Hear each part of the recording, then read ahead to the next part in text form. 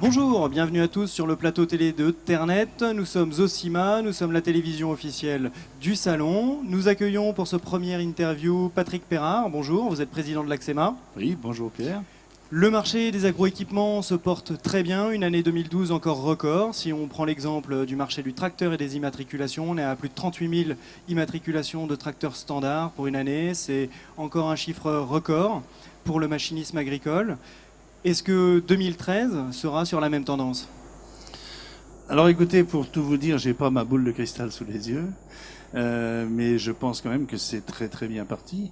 Je ne vois pas d'ailleurs pourquoi il y aurait un renversement de situation. Le niveau des ventes jusqu'à présent est très positif et je crois que, j'espère que le restant de la campagne, parce que 2013 est déjà entamé même si nous ne sommes qu'au mois de février, et je pense qu'on devrait réussir à maintenir ce cap.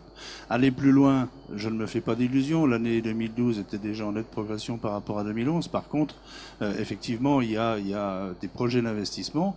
Et puis, on verra à la fin du CIMA le nombre de visiteurs et le nombre de prospects qu'on aura qui permettront éventuellement de se positionner plus exactement que pour cette première heure de CIMA. Alors on le voit, on est le premier marché européen au niveau du tracteur. Est-ce qu'il y a d'autres segments justement de matériel qui continuent à percer de ce même niveau? Oui, bien sûr. Alors le tracteur, effectivement, mais le tracteur, c'est le moteur, on va dire. C'est ce qui permet de tracter tous les engins qu'il va y avoir derrière. Donc dès l'instant où le tracteur va bien, c'est aussi parce que les autres secteurs d'activité vont bien, notamment le travail du sol. Le travail du sol va très bien parce qu'il y a une forte remise en cause. Les machines évoluent énormément. On parle de machines aujourd'hui qui sont de plus grande taille, beaucoup plus précises, beaucoup plus performantes. Et je crois que là aussi, le travail du sol est vraiment un secteur d'activité qui va très très bien. En 2013, il y a un nouveau système, enfin le système de financement du matériel agricole est réformé. On exit les DPI, si j'ai envie de dire. Comment vous envisagez justement ce changement de fiscalité et l'impact que ça peut avoir sur la commercialisation de matériel agricole en France? Alors, je pense qu'un agriculteur réfléchit, raisonne son investissement en fonction de sa fiscalité, bien sûr, et en fonction de ses besoins. C'est vraiment les deux points qui lui permettent justement de décider de son investissement. L'avantage de la DPI, c'est qu'elle permettait d'anticiper. Si jamais on avait une belle année où il y avait des résultats qui étaient certainement très bons, en anticipant l'investissement, on n'était pas obligé forcément d'investir immédiatement, mais plutôt de raisonner l'investissement de demain. Aujourd'hui, pourquoi? C'était pour anticiper. Anticiper quoi? Anticiper les difficultés climatiques qu'on peut rencontrer, anticiper une chute des cours, parce que ça aussi c'est très important. Si jamais les cours s'effondrent, automatiquement les revenus des agriculteurs ne sont plus les mêmes.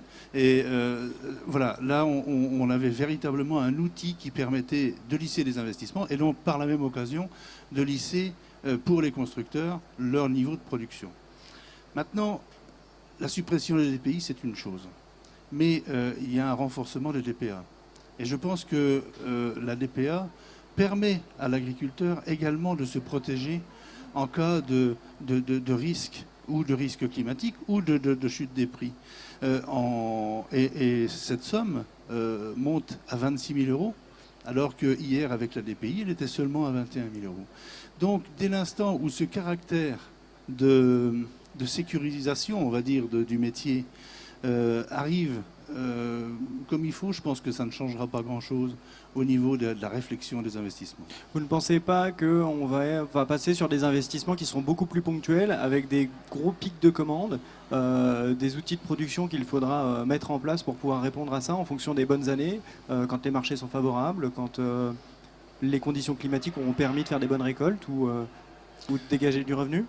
Alors forcément, il y aura toujours une réflexion qui va être de tenter de limiter la fiscalité. La fiscalité coûte quand même coûte aux investissements. En général, ce que l'on prend d'un côté, on ne peut pas le donner de l'autre.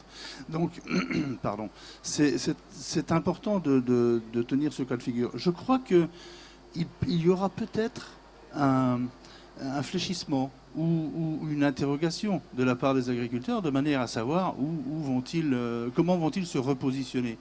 Maintenant, il ne faut pas se leurrer. Si l'agriculture est si performante aujourd'hui, c'est aussi parce que tout le monde est conscient que c'est avec du matériel performant que l'on arrive à faire des bons résultats. On n'est plus, et je crois que plus on avance, plus on a l'impression d'être abouti, et plus on a l'impression d'être au départ. Et je crois qu'il y a encore de nombreux travaux à faire et automatiquement un avenir qui me semble intéressant pour l'agriculture. C'est la fin des investissements un peu type artificiel? Alors Qu'est-ce que vous appelez un investissement artificiel? Où on va aller investir dans du matériel pour justement diminuer son revenu, défiscaliser?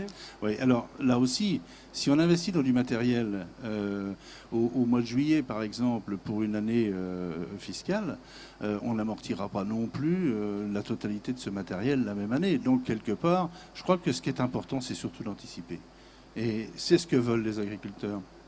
Aujourd'hui, évidemment, on est dans une crise importante, où d'un côté, le gouvernement essaie de trouver les meilleures façons de pouvoir et récupérer de l'argent d'un côté pour essayer d'équilibrer ses comptes, et de l'autre côté, ne pas trop pénaliser ceux qui vont devoir payer. Et je crois qu'il y aura des réactions, mais je ne pense pas que ça va remettre en cause totalement la réflexion des agriculteurs. Patrick Perrin, je vous remercie et je vous souhaite un très bon salon alors. Merci beaucoup, pour vous aussi.